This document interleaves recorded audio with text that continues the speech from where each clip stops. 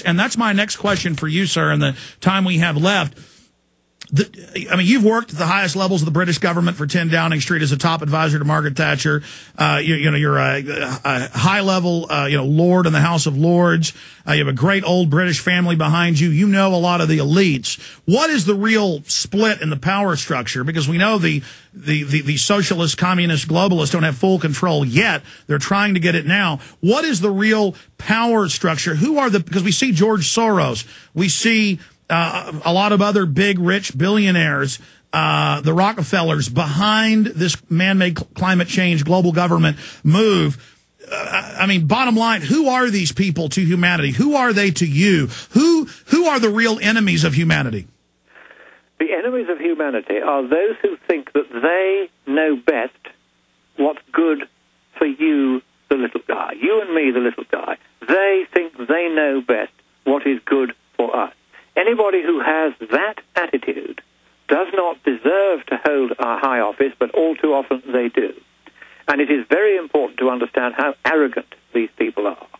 But there is always hope, because although money such as that which George Soros has, or Bill Gates at Microsoft, any of these people who have in one way or another indicated their belief in the global warming nonsense, although money buys you power, it doesn't buy you the long-term influence by which alone humankind advances. And that is governed entirely by those who generate ideas.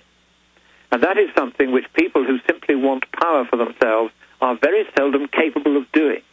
And so in the end, I'm not frightened that we have communism, if you like, re-emerging from behind the Berlin Wall and now spreading into every aspect of every Western democracy's life. Because, of course, that's what's happening.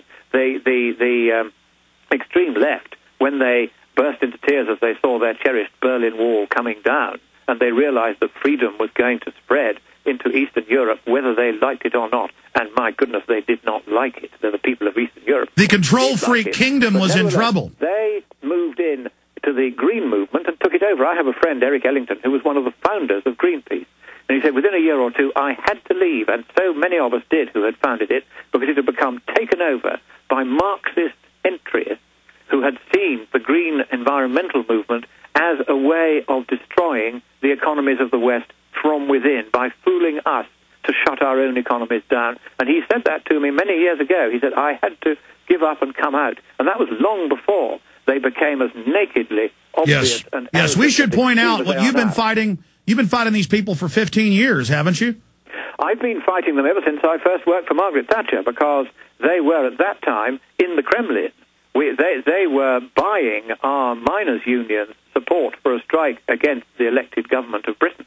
And they had spent £20 million, which in today's money is about $200 million, subsidizing the Marxist faction within our mine workers' union to try to disrupt Britain by a series of crippling strikes. So you learned about them then. We're almost out of time. I'm sorry for interrupting. But now Russia's coming out against the global warming tax. It's almost like things are upside down. We're the USSR, and they're not perfect. Or what's your take on Russia? Well, they are now 20 times more democratic than the European Union is. Of course, you tend to vote at the point of a gun. You tend to have only a limited choice of candidates, and there's a lot of corruption. But their elected parliament, insofar as it is elected, makes the laws for Russia. Our elected parliament no longer makes the laws for us. That's done for us by the commissars, whom we don't elect. So Russia is now more democratic than Britain. I hate to say it, but America is more democratic than almost anywhere else in the world. And I beg you, Alex, I beg you, do not allow America to give up her democracy for this mess of socialist global warming porridge and pottage at Copenhagen. Don't allow your freedom to be taken away.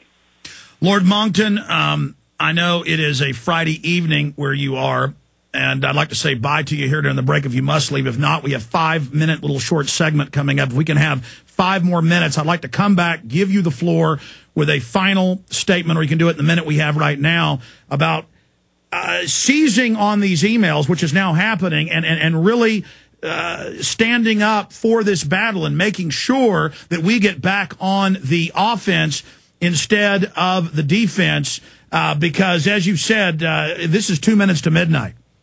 It is. It's even later than that. I mean, we're really in the last second before freedom dies.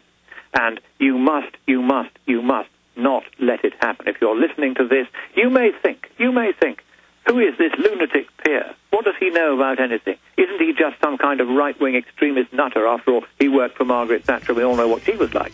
Well, she was wonderful, and she understood how ordinary people thought and lived and wanted to control their own affairs. And that's what I'm about too.